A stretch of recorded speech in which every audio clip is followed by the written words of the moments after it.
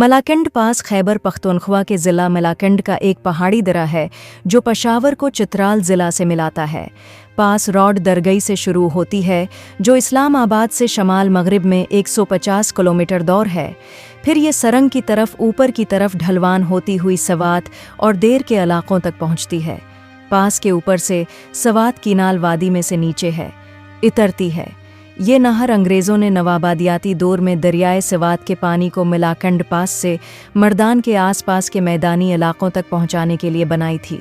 درہ ایک چوڑی کھلی سڑک ہے اور اچھی طرح سے ساختہ ہے، لیکن بعض اوقات اس کی بڑے پیمانے پر اسمگلنگ ہو سکتی ہے۔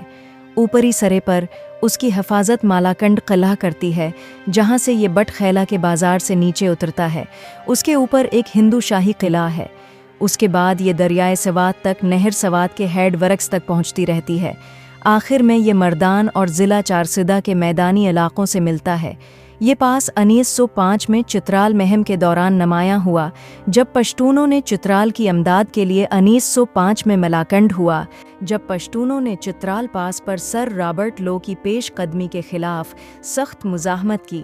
1987 کے سرحدی عروج کے دوران سواتیوں نے مالاکنڈ پر ایک پرعزم حملہ کیا، جہاں 1700 مارے گئے، اور چکدرہ کی ملحقہ چوکی پر، جہاں 2000 مارے گئے۔ یہ اسی سال کی ملاکنڈ مہم کی ابتدا تھی۔